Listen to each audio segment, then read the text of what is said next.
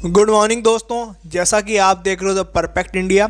और इस क्लास में हम आपके साथ में शेयर करेंगे पॉलिटी के इम्पोर्टेंट फैक्ट और उसके जो भी तथ्य हैं और उसके जो भी अधिनियम हैं उसके बारे में डिटेल से इस जो सीरीज चल रही है अभी द परफेक्ट इंडिया की पॉलिटी वाली सीरीज, उसमें हम पूर्णतः ये सारा कंक्लूजन आपके साथ में शेयर करेंगे।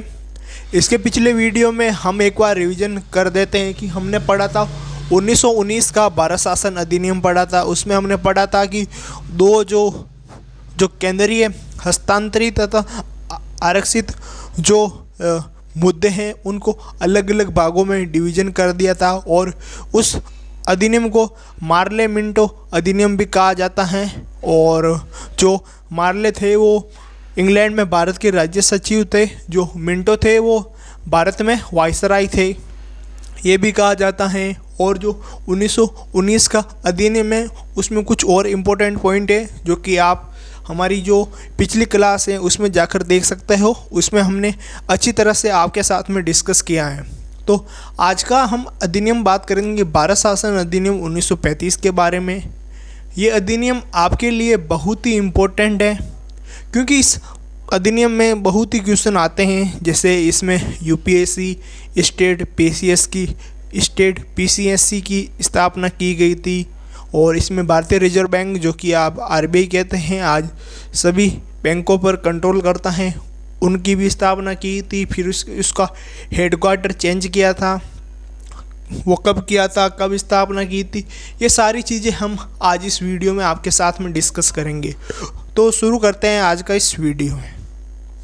जो भारत शासन अधिनियम 1935 है उसमें सबसे पहले ये कंक्लूजन निकला कि जो पूर्ण उत्तरदायी सरकार के गठन में एक मील का पत्थर साबित हुआ। मतलब इस अधिनियम में सबकी सहमति मिल गई थी। इसके पिछले जो भी हमने अधिनियम पढ़े थे उसमें कोई ना कोई उसका विरोध करता रहा, जैसे मुस्लिम लीग या फिर दूसरी जो पार्टियां हैं वो किसी न किसी सही मुद्दे का विरोध करता रहा। लेकिन इसमें जो सभी एकत्र हो गए तथा जो भी इसमें रेजुल्यूशन थे उन पर एग्री हो गए। फिर बात करते हैं कि इस अधिनियम में जो अखिल भारतीय संघ की स्थापना की गई। अखिल भारतीय संघ यानी पूरे भारत के लिए एक संघ होगा, उसकी बात सबको माननी पड़ेगी। इस तरह का संघ की स्थापना की गई थी जिसमें राज्यों और रियासतों को एक ही माना। पहले क्या होते थे, जो राज्य थे वो अपनी मनमानी करते थे अलग, और जो रियासत थे उन पर राजा महाराजा का कंट्रोल होता था। तो वो किसी बात को मानते थे, किसी बात को नहीं मानते थे, उनकी मर्जी, क्योंकि वे फ्रीडम थे, स्वतंत्रता थे। तो इसमें अखिल भारतीय संघ की स्थापना हुई थी, ये भी आपको याद रखना है। फिर इसमें जो सूचना थी, केंद्र, राज्य और अवशिष्ट शक्तियाँ थी वो वायसराय को दे दी गई थी। उस टाइम अभी हमारा देश आज़ाद नहीं हुआ था, अभी हमारे देश पर वायसराय का ही कंट्रोल था। जो केंद्र की सूचियाँ थी उस पर जो संशोधन करने की या फिर किसी तरह का सुधार करने की शक्तियाँ वायसराय के पास ही थी अभी।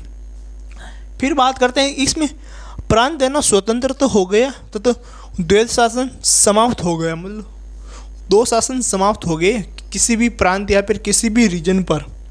फिर बात करते हैं कि द्वैध शासन राज्य से केंद्र में आ गया था। अब प्रांतों में तो ख़त्म हो गया था, लेकिन अब राज्यों से जो द्वैध शासन कन्वर्ट होकर सेंट्रल में आ गया था।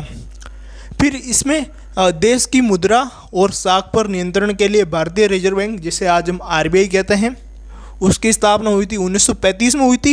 ये स्थापना कहाँ पर हुई थी ये आपसे पूछ लेगा, ये हुई थी कलकत्ता।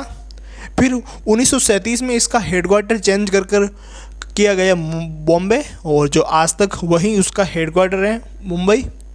ये भी आपको पॉइंट याद रखना है, बहुत ही इंपॉर्टेंट है। फिर बात करते हैं इसमें जो संघ लोक सेवा आयोग व राज्य लोक सेवा आयोग की स्थापना की गई थी। इसमें बहुत ही ये इम्पोर्टेंट आता है कि इसमें जो मैं 4 फैक्टर आपको बताने वाला हूँ वो जो एग्जामिनर का फेस टू फेस क्वेश्चन है। संघ लोक सेवा आयोग और राज्य लोक सेवा आयोग की स्थापना की गई। पहला ये आरबीआई की स्थापना कहाँ हुई, कब हुई और कब उसका हेडक्वार्टर चेंज किया और कौन सा किया। फिर आते हैं कि इसमें अखिल भारतीय संघ की स्थापना की गई थी, ये भी बहुत इम्पोर्टेंट है। और इसमें ये पूर्ण उत्तर प्रदेश सरकार के गठन में एक मील का पत्थर साबित हुआ, ये भी इम्पोर्टेंट है। तो ये 4 पॉइंट आपको याद रहने चाहिए। तो दोस्तों आज का ये लेक्चर हम यहीं समाप्त करते हैं। अगर ये वीडियो आपको अच्छा लगा तो प्लीज़ लाइक कीजिए, सब्सक्राइब कीजिए एंड बेल आइकन ज़रूर दबाइए। और आप देख रहे थे परफेक्ट इंडिया। Thank you.